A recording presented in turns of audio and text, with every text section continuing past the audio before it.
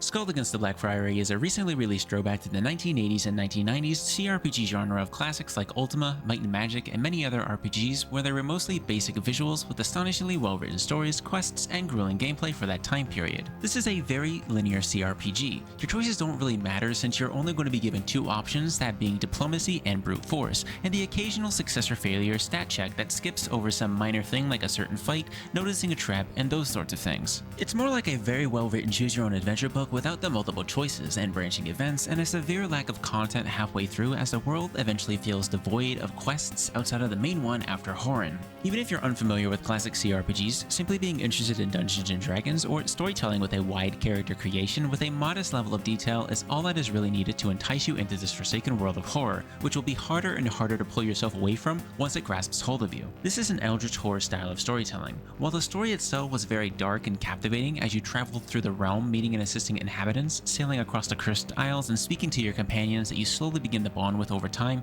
I can't help but wonder if the developers could have planned a better scene of events that makes it not feel like such an anticlimactic and mixed feeling of an ending. That is to say that it's still a great story, but I feel like there could have been a few minor tweaks to improve its overall quality. I highly suggest that if you do not want to be spoiled, please skip over this section as I will be talking about the ending of the game. The story is the most compelling selling point of this game, but because the monsters you face in the earlier stages of the game are difficult, followed by the sudden shift of the rest of the game gradually becoming easier and easier, then followed by the massive leap in difficulty through the frozen tundra, and then finally when you face off against a final boss, it's just really weak. Even if it is an immortal body, nobody in my party really took any damage, and there was no scenes where your companions were actually physically struck. It just sort of happens, expecting you to fill in the scenes yourself with imagination in some way, shape, or form. I just feel like something on the lines of dialogue would have been perfect to keep the tempo going to match the following scene, where one of your companions is slouching up against a wall after literally having one-shot the boss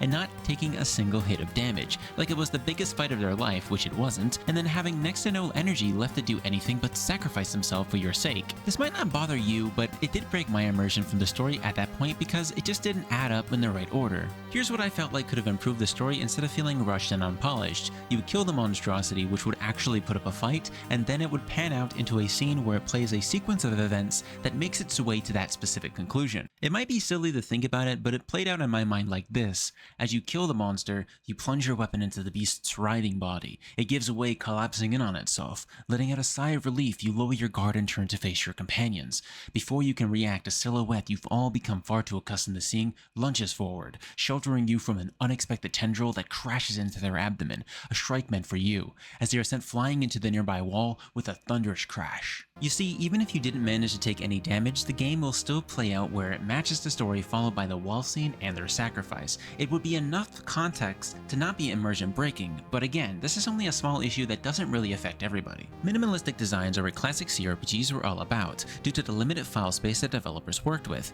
meaning that they had to be creative to save space, but also very detailed and could really focus heavily on the world building and the story. There isn't much detail to be visually stimulated by here, but the developers did a very good job at emulating that classic feel, both with the visuals, soundtrack, and the somewhat janky controls with keyboard and mouse in a good way. This game basically wants you to check everything, and you might not be able to adjust to it right away. By this, I mean looking at many of the pixels on the screen and recognizing that there is something on the wall to interact with outside of an awareness or a presence stat check. It could confuse some players, leading to missing out on the main story content or a key item for a quest. I oftentimes found it very difficult to navigate the mist and fog overlaid on top of the game's minimalistic design while fighting in dark and low visibility situations where you couldn't really see who you were controlling since the highlights are rather dim, or where you were on the field. This could have been deliberate, but the game's visual conditions makes it very difficult to properly move and control your party. Not to mention that a lack of a clear and distinct font makes it practically impossible to read most of the text even with the choices that are given to you,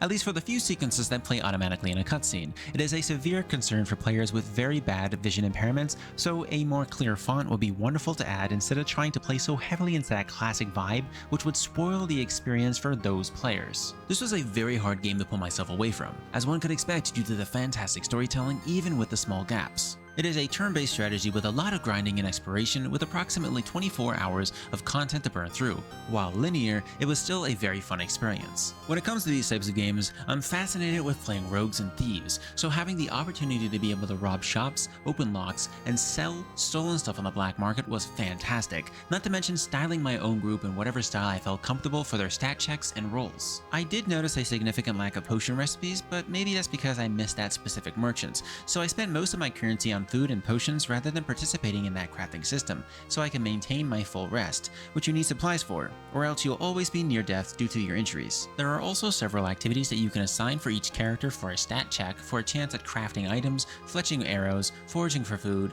gaining buffs, and bonus EXP. While it doesn't really make much of a difference, they are nice bonuses if you ended up forgetting some supplies. Having the right team is very crucial, that being a healer, support, fighter, mage, and many of the other styles. Without the right team, you could find yourself in scenarios like with the frozen tundra, you're going to be stunned every single turn unless you have an active spell or potion that can stop it, or you could stun them in response. I found the combat to be a little bit repetitive later on once you started to get to the end of the game, because once again the balance is all over the place, making it very trivial to storm your way through the content that should be the most challenging. While this is High North's debut game under their new studio name, I believe there are some small inconveniences that detract from the overall experience, but given that this again is their first game, I believe that they will and can make the necessary improvements to remedy a lot of these issues. It was a thoroughly entertaining and fascinating story to play through. There are some small spelling errors, bugs, balance concerns, and perhaps some additional conversation portions that might be added to help sell the plot better, but I'm looking forward to seeing what more that they have planned for sequels and new IPs in the future. So if you're a huge fan of RPGs, dark horror stories, or even Dungeons & Dragons, this is going to be one pleasant experience for you.